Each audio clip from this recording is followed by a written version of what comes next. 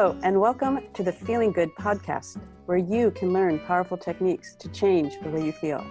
I am your host, Rhonda Borowski, and joining me here in the Murrieta studio is Dr. David Burns. Dr. David Burns is a pioneer in the development of cognitive behavioral therapy and the creator of the new team therapy. He is the author of Feeling Good, which has sold over 5 million copies in the United States and has been translated into over 30 languages.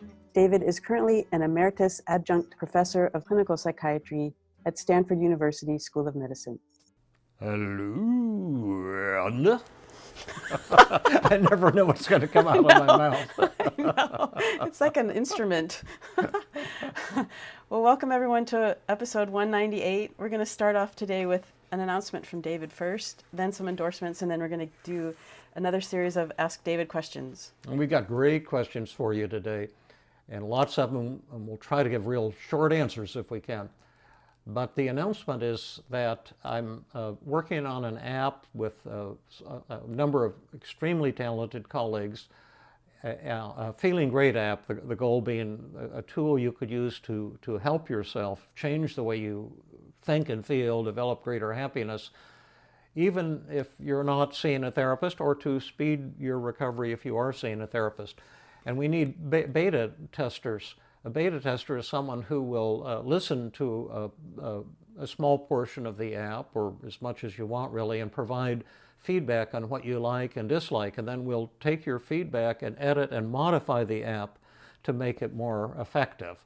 And we may also be having a series of little mini free workshops or talking sessions where you could actually work on a portion of the app and then ask us questions live in real time and get tips and feedback from us. So it could be fun for you. And if you have friends or loved ones or colleagues who you suspect may be struggling with problems of low self-esteem or anxiety or depression or moodiness, and you think they might have some benefit or some fun with this, to tell them about it.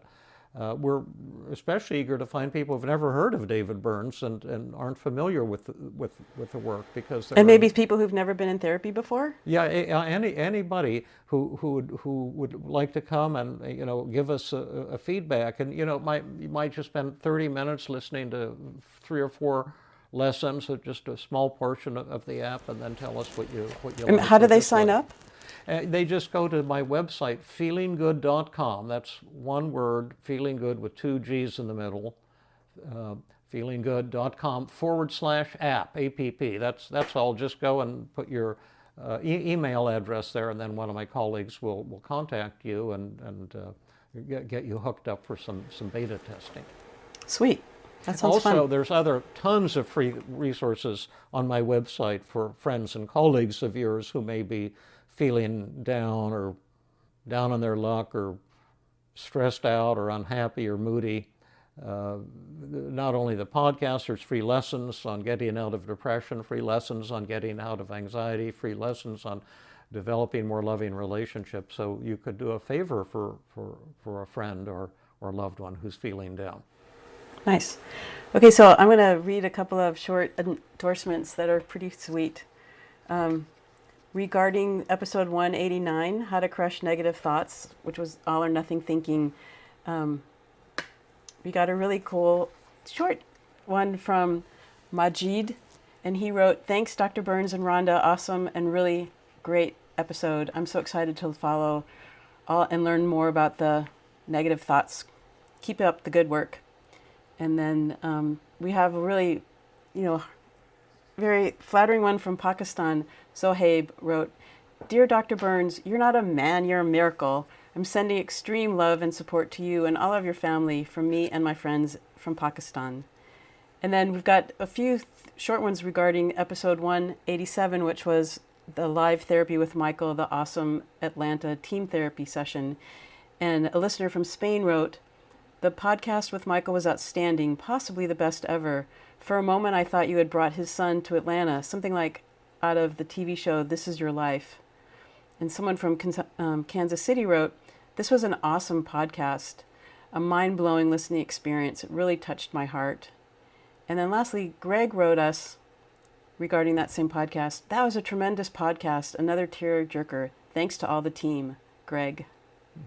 Well, thanks for all that great stuff. What are some of these wonderful questions for today's podcast? Well, here's the first one. Dear Dr. Burns, I can't find any distortions in my thoughts. What's the cause of this? I just ordered your book and I'm writing daily my cognitive distortions. I ran into one I didn't know how to label. I'm a 73-year-old attractive woman. When I see a young, beautiful woman having a great time, say in an ad, I feel jealous, sad, and angry. It doesn't apply to family members, only strangers. Charlotte. Well, that's such a great question. Thank you, Charlotte. I noticed that you have listened to podcast number 1, and this gets explained in later podcasts and in my books too, like Feeling Good, the New Mood Therapy. There are no distortions in emotions like jealousy, anger, or sadness. What you need to do is to write down the thoughts that trigger those feelings. That's where you'll find the cognitive distortions, and that's why we're always talking about the daily mood log. You write down the event, which would be seeing young, beautiful women having a great time, and then your feelings, angry 80%, sad 90%, jealous 100%, and maybe other emotions too, maybe inadequate 75%. And then you write down, what you're telling yourself, because it's not the situation that creates your emotions, but your negative thoughts. I don't know what your negative thoughts might be. You're the only one who can tell us what they are, but that's where you'll find the cognitive distortions. And the cool thing is the moment you challenge those distortions and stop believing those distorted thoughts in that very moment, your negative feelings will disappear. There's a little more to it than that, but that's the basics. Okay, this is from Tony, and the next question is on crushing negative thoughts. Dear Dr. Burns, why is it important to write down the negative thoughts and not pinpoint them just in my head and simply switch the negative thought to a positive one? After a while of practicing, will I have the habit of thinking more positively? Because I wonder why some people have this way of thinking positively without even practicing. Yes, the reason you have to write down the negative thoughts, so there are several reasons, but it's kind of like the same thing if you went to a tennis coach and talked about how to improve your shots, and then you thought about it in your head, your tennis game would not improve. You have to get out and hit the ball. And it's exactly the same thing. You have to write down your negative thoughts to see what it is you're telling yourself. And you have to write them down one at a time and number them, and then you'll be able to find the all or nothing thinking, the discounting the positive, the self-blame, the hidden shoulds, all of those cognitive distortions. When you don't write them down, what happens, it becomes like a snake eating its tail. One negative thought leads into the next. I'm a loser. I'll never recover. No one will love me. I'm unlovable. I'm a failure. And because I'm a failure, I'll be alone forever. And that means I'm hopeless. And women are always rejecting me. And I really am a failure. And there really is nothing special or worthwhile about me. And then just one leads into the next. It's like a tightly woven net of distortions, and together they have tremendous power. I've never seen anyone who could do it in their head without writing down the negative thoughts. When you write down the negative thoughts and challenge them, you actually change those brain circuits. Now you can come to a point once you've recovered where you'll naturally be thinking much more positively, and you won't need to be writing your negative thoughts down so often, maybe only just when you're upset. But you can change those brain circuits, but the written practice is very crucial, and it really won't be effective without that written practice. Okay, David, here's the next question, and it's a question about trauma. Hi, Dr. Burns. I'm a fan of your great work and your contribution to the field of psychology. I have a question about post-traumatic stress disorder. Does it necessarily have to be as a result of a life-threatening event in person, or can it be caused via an online message? That's a great question, and you're absolutely right that it doesn't have to be some inherently horrible thing that you see in person. This goes back to the very basis of cognitive therapy, that events can't upset us. It's only your thoughts about the event. And so there's no such thing as an inherently traumatic or upsetting event. It all has to do with the way you're thinking about it. And some people can view some horrific event, like the planes crashing into the Trade Center in New York, and be horrified and angry and anxious and just have the most severe negative feelings, but that's because of the way you're thinking about it, because many other people who saw that event maybe were from a different political orientation or different religious orientation, may have felt joy because they're telling themselves, oh, those Americans are getting what they deserve. And I'm not trying to make a political message one way or the other, simply that it's simply a basic rule of physiology and how the brain works, that you can't have an emotion without having a thought about what's going on. And it can work in the other direction as well. There could be a seemingly innocuous event that one person might react to in a horrible way and become almost suicidal, and then someone else could be happy about the same event. Like a lot of perfectionistic college students become severely depressed and even suicidal after maybe getting a B on an examination. And then another student getting a B on that same examination might be thrilled because he or she was struggling so hard and was just relieved to be getting such a high grade. You had a great example too of this, Rhonda.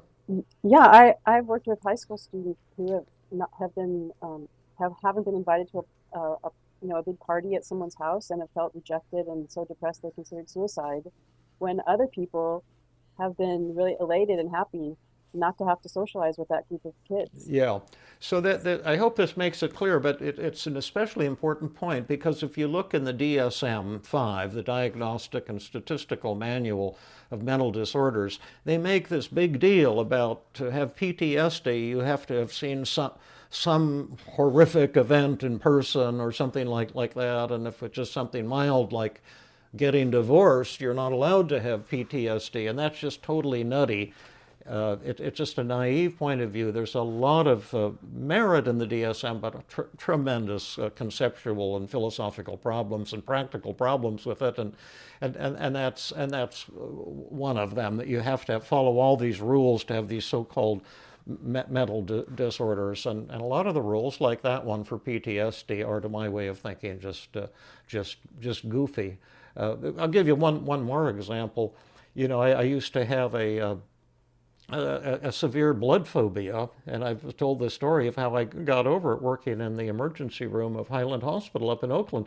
The first time a trauma patient came in covered with blood, I said, "Oh, this is horrible, I can't stand it," thinking like that.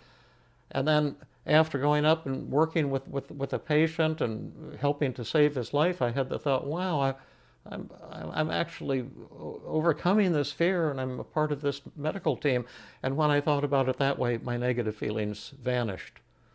The patient we were working on, he can't make anyone feel happy or unhappy or terrified or anything. It's all our thoughts about it.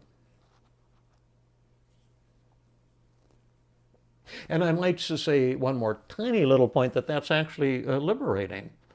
Because there's often nothing we can do to change some circumstance of our life, or some awful event happens. You can't generally undo that event. You can't undo your childhood. If you've been hurt profoundly by someone, that's a fact that happened. But you can learn to change the way you think about it and find an escape from your angst and get back to joy and self-esteem and enjoying your life. Okay, thanks. So here is another question from Debbie, who wrote, I have your book When Panic Attacks. I'm at a loss as to what to use to get over my anxiety and panic. It is exciting because you said that you can get rid of them fairly soon, which would be really great for me. Well, again, it's the same answer to some of the previous questions. In Chapter 3 of the book, When Panic Attacks, I describe the daily mood log, and if you go to my website and type in the search function daily mood log or panic, you'll find tons of tutorials on how to get over panic. It's actually the easiest, probably emotional problem now to treat, but panic results from your thoughts, and so you have to use the daily mood log and write down a moment when you were panicked. Where were you? What were you doing? Circle and rate your negative feelings in 9 categories from 0 to 100, and then write down your negative thoughts. And once you see what your negative thoughts are, you'll find the distortions in them. And then in that book, there's 40 techniques for overcoming the thoughts that cause panic and anxiety, but they're always wrong thoughts. For example, a lot of people with panic attacks are telling themselves, I'm about to lose control, I'm about to go crazy, I'm about to have a heart attack and die. And one of the maybe 40 techniques for crushing panic attacks is to do an experiment to test those thoughts. Like if you're afraid of going crazy, try to go crazy. And you'll discover that you can't.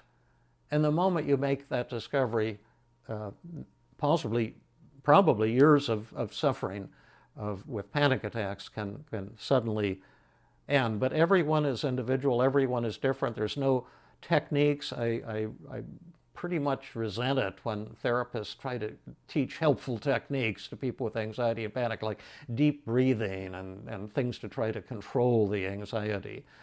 The approach I use is entirely different. It's not trying to control the anxiety, it's eliminating it completely by crushing the thoughts that cause it and confronting the things that you're most afraid of rather than avoiding them, plus this awesome hidden emotion technique, plus the motivational technique. So there's a wealth of firepower for you in that book.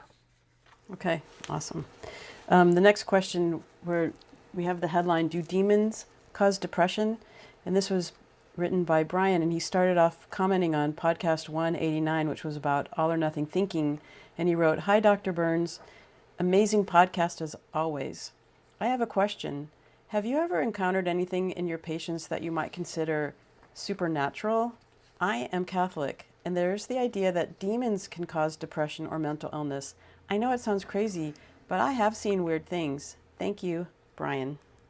Well, that's a great question. People just love the supernatural and things of that nature. Things of that nature. It's kind of weird and exciting. Ghost stories.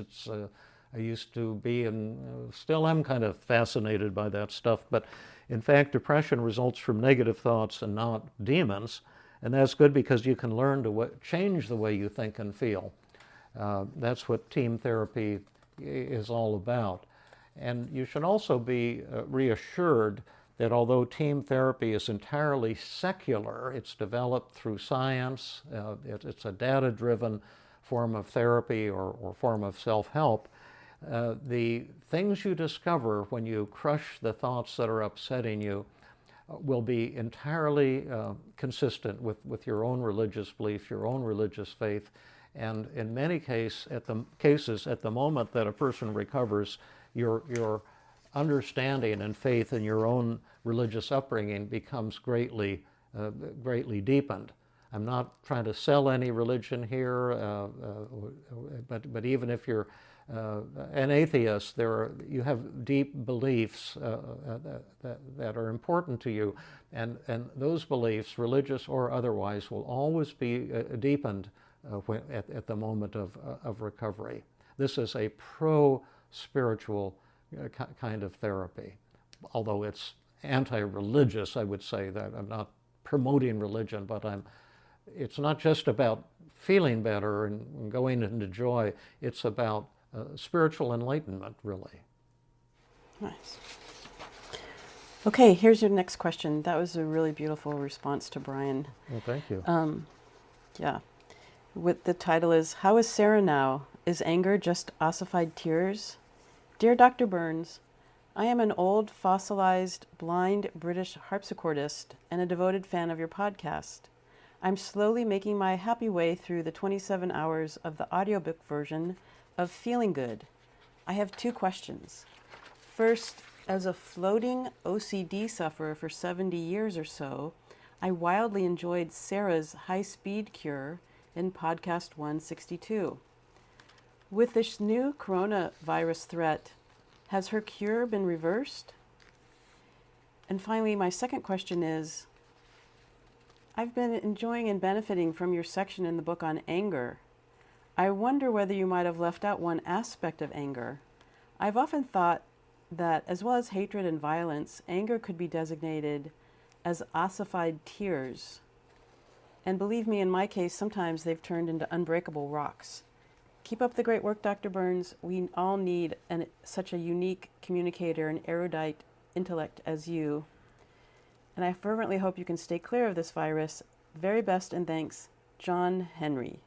Not the old American horse John Henry, but a rather British, almost human John Henry. Well, thank you, sir, John Henry. What an awesome note and 2 great questions. First, I'll tell you that Sarah is still doing great. I had the same concern as you, because once she got over her fear of contamination, all of a sudden we're seeing on TV, wash your hands 20 times a day and all these things that could certainly lure her back into relapse. But I asked her about this, and she's just doing great. She's beaming with joy, and she's a joy to interact with. Thank you for asking about her. I'll probably see her tonight, and I'll tell her about your thoughtful question. Secondly, in many cases, you're right. You can think of anger as ossified tears. In many cases, the way some of the psychoanalysts put it, they say that narcissists have antenna out, just sensitive to any little slight or rejection, and then react with intense shame and hurt and pain, and then protect themselves from that pain through anger, getting angry at the person who criticized you. And I think that's a dynamic that many of us can identify with. Instead of experiencing that pain, you lash out and blame someone else. And that would be a perfect example of what you're saying.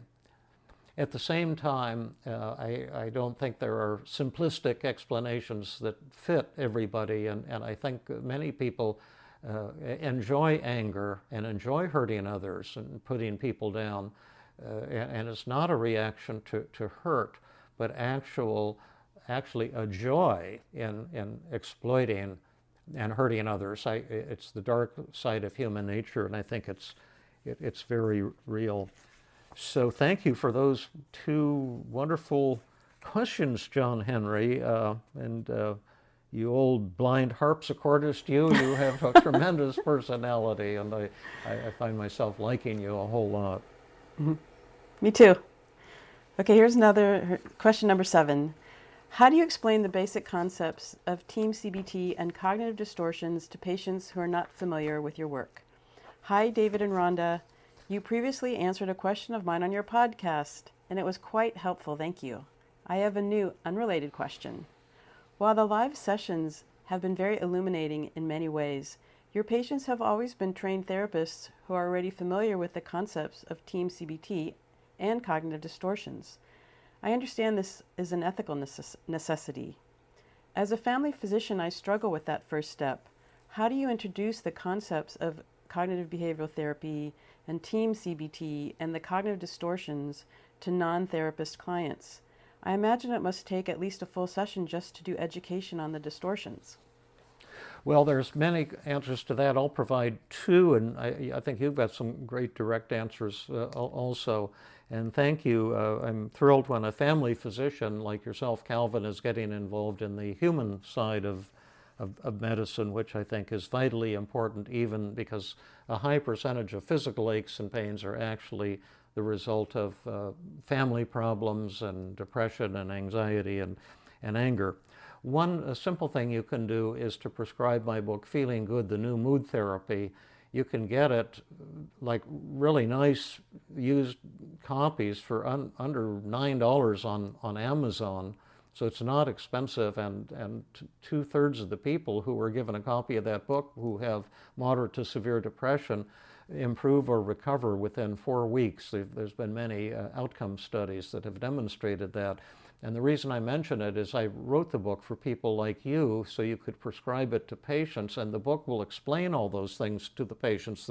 Chapter 3 is on the cognitive distortions, for example, so you don't have to keep explaining the same things over and over again.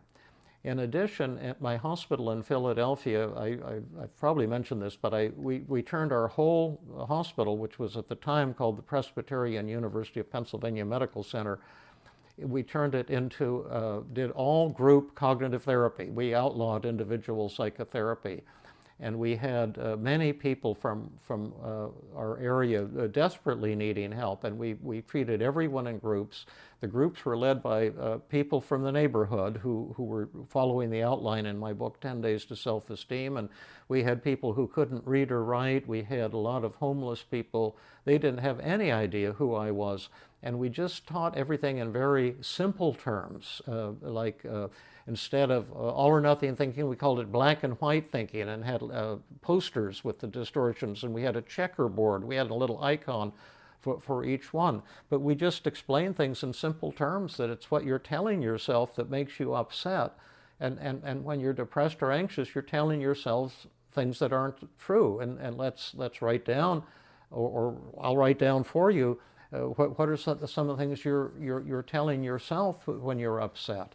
And people got it. It was easy. They were the easiest group to work with. I remember I was running one of the groups, and I said, do any of you ever struggle with low self-esteem? And all the hands went up, and I say, tell me what you're thinking and when you have low self-esteem. And a woman said, well, I feel horribly guilty and ashamed and worthless because I called my boyfriend in the middle of the night because I was lonely, and I told him I wanted him to come over and, hang out with me.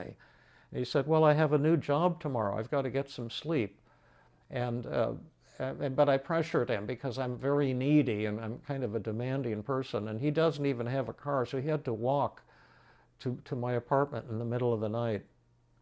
And he was hit by a hit-and-run driver, and his leg was amputated here in this hospital yesterday, and I just feel so guilty. I just feel like I'm a worthless human being. I mean, what a horrible thing. But she got it. It didn't take a lot of fancy explaining or psychological theories. Just like, what are you telling yourself? You've had quite a bit of experience with this too, Rhonda. Well, it's a kind of a I approach it in a multiple different ways. Like, usually I have 15 minutes or so with somebody on the phone before we start working together. And in that intake phone call, I explain cognitive therapy, which is, it's not new to me that, if you imagine a triangle and your thoughts are at the top point and your feelings and your action are at the other 2 points. And, your thoughts drive your feelings and your behavior. And that if you can change the way you think, you can change the way you feel, and you can change the way you act.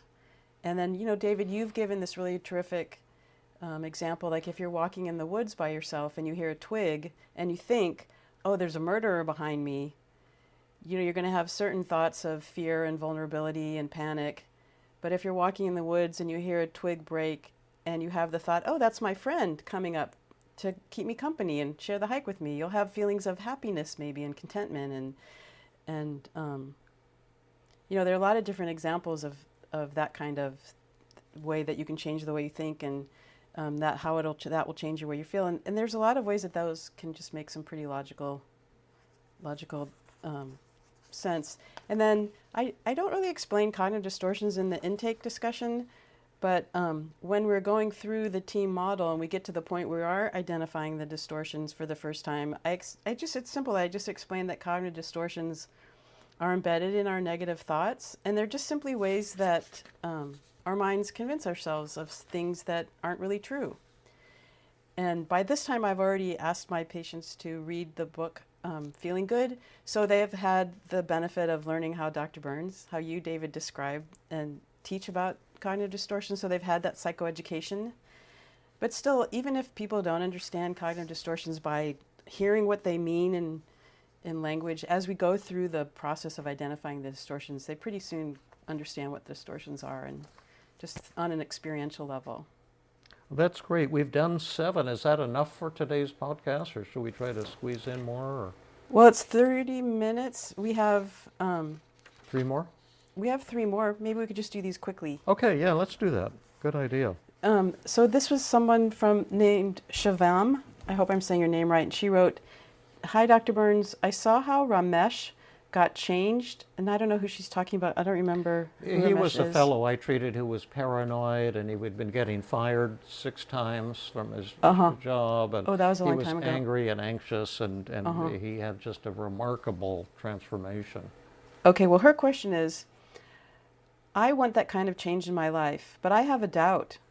To me, it was you who managed to melt Ramesh's resistance and to use different techniques. And I wonder, is it possible for us to manage and change our own selves so effectively as you can do it? Well, as a matter of fact, there's a lot of research on that question. In the new app I'm developing, we want to try to help answer that question too.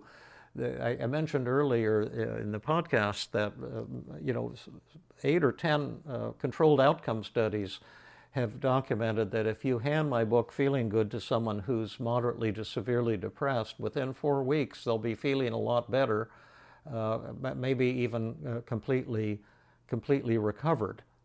And that has shown that self-help can have profound effects. Sometimes maybe even more effective than a human therapist. When I saw that research on my book Feeling Good, I said, gosh darn, my book is better than I am, because I wasn't getting that kind of dramatic effects in 4 weeks with my patients. So the answer to that is probably yes, but I have a new app. We're trying to find out. I'm trying to develop an electronic David to see how effective this electronic version of myself will be. And if you'd like to beta test it and help us answer that question and tell us what you like and dislike about it, go to feelinggood.com. That's my website, /app, feelinggood.com/app, and just give us your email, and then we'll get you involved in the beta testing process, and you can join our team, our team.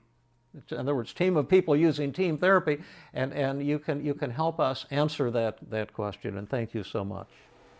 Okay, here's question number 9. How can I start a self-help group based on your book, 10 Days to Self-Esteem? Dear Dr. Okay, you want to just answer that? But his other question is, do you have to be a therapist to start a book like that? And this is from Richard. Yeah, that's a great question. I wrote that book for this exact purpose. I had the idea that Alcoholics Anonymous is totally free, and it's helped so many people. So I decided to write a self-help group program called 10 Days to Self-Esteem. It's the thing we used at my hospital in Philadelphia for that massive program we developed.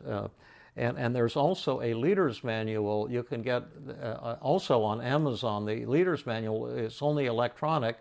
The actual book you can buy as a trade paperback, and you can probably get an electronic version of it too. I'm not sure, but you can get those 2 books. And we gave the 10 Days to Self-Esteem to every person who entered our group program at my hospital, which was just run by lay people like yourself.